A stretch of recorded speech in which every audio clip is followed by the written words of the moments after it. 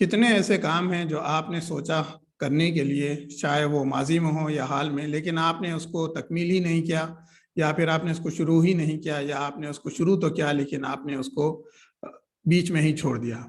तो इसी टॉपिक को मैं आज आपके साथ डिस्कस कर रहा हूँ। हाँ, मैं बात कर रहा हूँ प्रोक्रेस्टिनेशन या फिर डिले या टालमटोली की। तो इस वीडियो में मैं आपको 5 ऐसे वजूहात बताऊंगा जो सबब बनते हैं आपकी प्रोक्रेस्टिनेशन का। तो इस वीडियो को आखिरी तक देखें, क्योंकि 5वां जो पॉइंट है वो बहुत ही इंपॉर्टेंट है। और जब आप इस चैनल पर नए हैं तो ज़रूर इस चैनल को सब्सक्राइब करें, क्योंकि मैं रेगुलरली इस पर सेल्फ डेवलपमेंट और सेल्फ इम्प्रूवमेंट वीडियोस पोस्ट करते रहता हूं। और जब आपको इस वीडियो से फ़ायदा हुआ है तो ज़रूर इस वीडियो को लोगों से शेयर करें, इसको लाइक करें और सब्सक्राइब करें। साथ ही साथ कमेंट कर कर बताएं कि आपको इस वीडियो में कौन सा पॉइंट आपके लिए फ़ायदेमंद रहा है। तो आइए शुरू करते हैं। पहला पॉइंट ये है कि आप जो भी काम करते हैं और फिर उसको प्रोक्रेस्टिनेट करते हैं, उसका पहला सबब ये होता है कि आप उस काम को उस लम्हे में शुरू से आखिरी तक अपने जहन में देखते हैं। तो जब आप इस तरीके का रवैया अख्तियार करते हैं अपने जहन में, तो ये आपके जहन को एक सिग्नल देता है कि ये काम तो बहुत ही बड़ा है।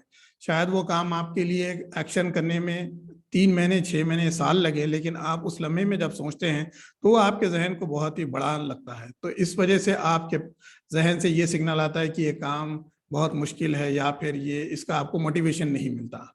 मैं अगर आपको सवाल करूं कि आपको अगर दी जाए तो आप किस तरीके से खाएंगे, तो आप सोचेंगे और बताएंगे कि हाँ, आपको अगर दी जाए तो आप उसको हिस्से करेंगे और उसको लम्हा लम्हा आहिस्ता आहिस्ता उसको कंज्यूम करेंगे, खाएंगे। इसी तरीके से जब आप आपके प्रोजेक्ट को, जो एक बड़ा प्रोजेक्ट है, उसको आप अगर हम हिस्से में बांट दें तो आपके लिए वो काम आसान लगेगा और आपका जहन इसकी तरफ मायल होगा कि मुझे एक वक्त में इतना काम करना है। इस तरीके से आप अपने मोमेंटम को, अपनी स्पीड को बढ़ाते चले जा सकते हैं इस काम के लिए।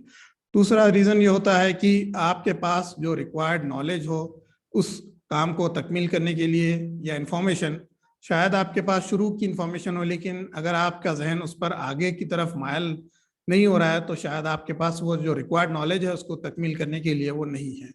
तो आप जिस हाल में उसको सोच रहे हैं और इसके पास आपके पास उस काम को नेसेसरी एक्शन स्टेप्स के तौर पर ख़त्म करने, तकमील करने के लिए अगर आपके पास वो नॉलेज या इन्फॉर्मेशन नहीं है तो फिर आप इसकी तरफ मायल नहीं होते हैं और फिर आपके अंदर प्रोक्रेस्टिनेशन का बिहेवियर जागने लगता है। तीसरा जो रीज़न बनता है वो है कि जान छुड़ाना। यानी हम 2 सिमत में काम करते हैं, एक होता है टूवर्ड्स और दूसरा होता है अवे।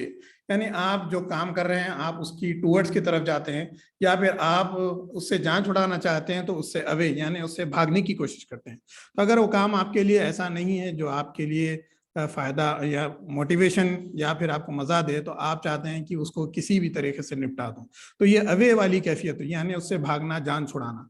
तो जब ऐसी कैफियत होती है तो आपके अंदर फिर प्रोक्रेस्टिनेशन की कैफियत जाग जाती है।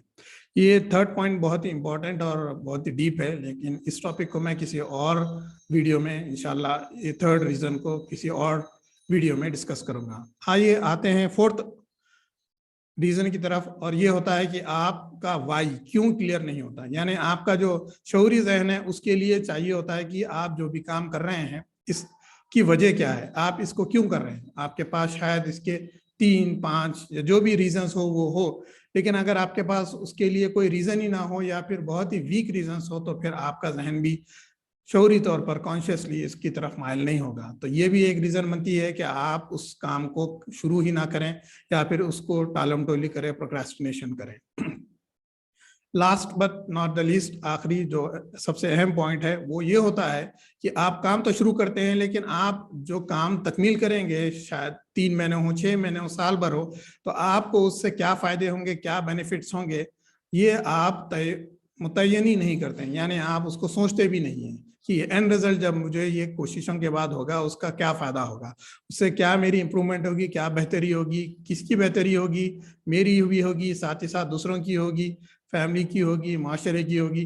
तो जब आप इस पर नज़र डालते हैं तो आप देखेंगे कि आपके अंदर वो प्रोक्रेस्टिनेशन जाते रहेगा, लेकिन इसकी ना होने की वजह से आपके अंदर फिर वो मोटिवेशन नहीं होता है कि आपको इन सब काम के बाद, इस मेहनत के बाद आपको क्या नताइज, क्या फ़ायदे मिलेंगे, अगर आप इस पर क्लियर नहीं है तो फिर आपके अंदर टालम टोली और प्रोक्रास्टिनेशन का के अनासिर आपको दिखने लगते हैं। तो ये 5 रीजंस है जिसकी वजह से आप टालम टोली और प्रोक्रास्टिनेशन करते हैं। ये रीजंस बताने से ही आपको पता चलेगा कि आप कहाँ जो है आपके अंदर कहाँ रुकावट बन रही है और आप किस तरीके से इसको दूर करें। इसी टॉपिक को मैं आगे और भी वीडियोस के जरिए से इंशाल्लाह आपके सामने रखूंगा, और जब आप इस वीडियो से आपको फ़ायदा हुआ है तो ज़रूर इसको शेयर करें, लाइक करें और सब्सक्राइब करें। इंशाल्लाह फिर नई वीडियो के साथ हाजिर हूँगा इंशाल्लाह। जज़ाकल्लाहु खैर। अस्सलामु अलैकुम वरहमतुल्लाहि वबरकातुहू।